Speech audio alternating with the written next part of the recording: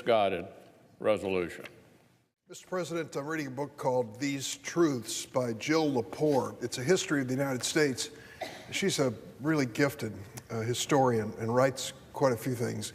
She has an article in the New Yorker magazine about Eugene V. Debs, an early socialist in the 20th century who ran for president. She's a skillful historian, and she tells the story in These Truths about how this nation came to be. And of course, we emerged from a colony of England, Great Britain, and then fought for our independence.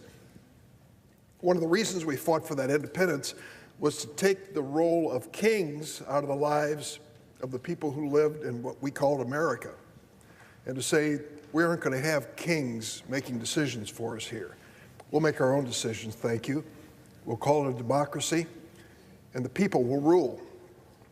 And at that point, we sat down and tried to put it in writing. The first time we put it in writing, it didn't work out too well. The Articles of Confederation really didn't unite our country and move it in a direction that most people wanted. So the Constitutional Convention followed. And the Constitutional Convention in Philadelphia sat down and wrote this document, the Constitution of the United States. And here we are over 200 years later, still living by the words that were written 200 years ago. There were efforts to change it and amend it to reflect changes in America. The end of slavery, for example, was one of the most significant. But by and large, the principles of this document have guided us for a long time. Article 1, Section 8 gives the Congress, the Senate, the House, the Congress, the power to declare war. You think to yourself, well, it's certainly better for the Congress to make that decision than for a president to do it alone. Letting a president do it without the people being involved through Congress really would be much like a king deciding whether or not we would go forward as a nation involved in a war.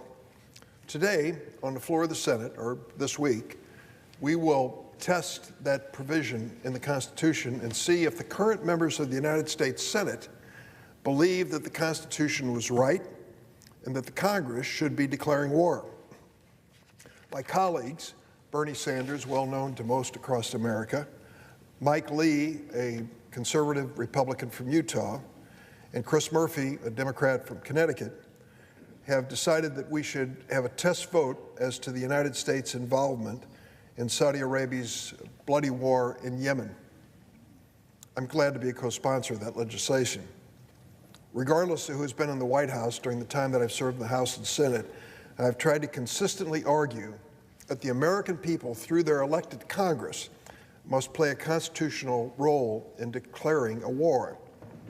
Whether it was President Bush on the Iraq War, President Obama and the U.S. military interventions in Syria or Libya, I think the Constitution is very clear and very wise in saying that the American people, before we ask their sons and daughters to give up their lives in a war, should have a say in this decision through their elected members of Congress. What we're doing today is deeply important. It occurs in the 18th year of a war in Afghanistan that hardly anyone could have imagined would be the case. Did anyone here who voted as I did 18 years ago, voting in this chamber for the authorization of the use of force in Afghanistan to go after the perpetrators of 9/11, did anyone here believe that we were authorizing the longest war in the history of the United States in Afghanistan? Not a one, I'm sure. Or that this authorization would be stretched by presidents of both political parties to approve U.S. military action in other countries around the world. It became a blanket authorization that has been used time and time again. Which brings us to the question before us in the Senate today. The disastrous, bloody war led by the Saudi Arabians in Yemen, which the United States is supporting. Has there been a vote in the Senate for that? No. In the House? No. Does anyone here remember authorizing any U.S. military involvement in the war in Yemen? Well, they certainly couldn't find a record vote to prove it. Did anyone who voted in 2001, as I did, to go after the terrorists responsible for 9/11, believe that this would somehow include a Saudi-led quagmire in Yemen. Now, this war in Yemen is being led by a reckless young Saudi crown prince, whom I believe had direct involvement in the brutal murder of a journalist and resident of the United States, Jamal Khashoggi. Highly unlikely that anybody would have argued that we gave permission for the United States military and taxpayers' dollars to be spent in support of this Saudi Arabian cause. Not only was this war never authorized by elected representatives or the American people, it is a humanitarian disaster. An estimated 85,000 children have already died of malnutrition. We have created a famine with this war in Yemen. In a country of 28 million people, nearly half face death through famine. I have a photo here which I displayed once on the floor, but I can't bring myself to do it again. It's a photo of a 7-year-old Yemeni girl, Amal Hussein. It is a heartbreaking photo. It appeared in the New York Times last November. This little girl died shortly thereafter. She starved to death. I just can't bring myself to display this photo again. You know what her mother said after she died? What any mother would say: "My heart is broken." This is a reality of the war that the United States supports in Yemen. And we've not debated it, we've not approved it, and yet taxpayers' dollars make certain that it continues day after day, week after week, month after month, and year after year. Now let's take a look at Saudi Arabia, who has asked us to join in this effort in Yemen that is causing such a humanitarian disaster. This is the same Saudi Arabia, the nation that conducted the cold-blooded murder of Jamal Khashoggi, a nation that is detaining and torturing women's rights activists, including Lujan al-Hathul and Samar Badawi. This is a nation that is detaining and torturing U.S. citizen Dr. Walid Fatawi. It is jailing Saudi blogger Raif Badawi and his lawyer Walid Abul Akar on charges that are ridiculous on their face.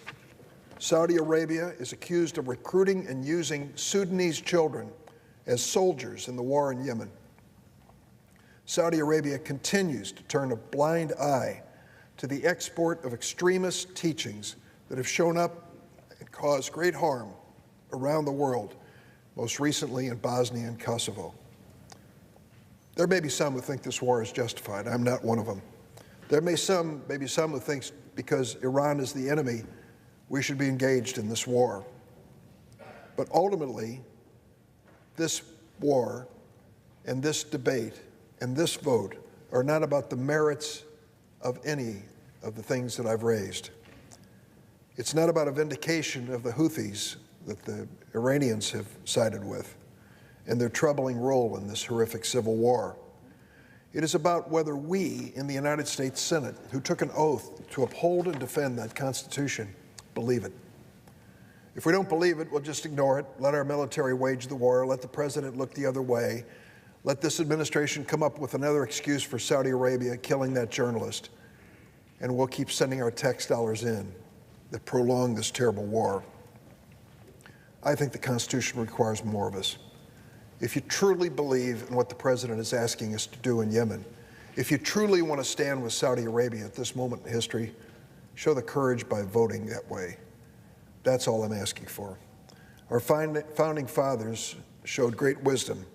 They knew that sending someone's son or daughter into a war was not to be made by a king or a supreme executive, but by the people of the United States. So our Constitution wisely rests that responsibility with us, senators, members of the House of Representatives. Today, there'll be a record vote, an historic vote, as to whether we go forward with this involvement in the war in Yemen. I'll be voting against any more involvement by the United States in this war. Mr. President, I yield the floor. Suggests the absence of a quorum. Mr. President, let me begin by thanking Senator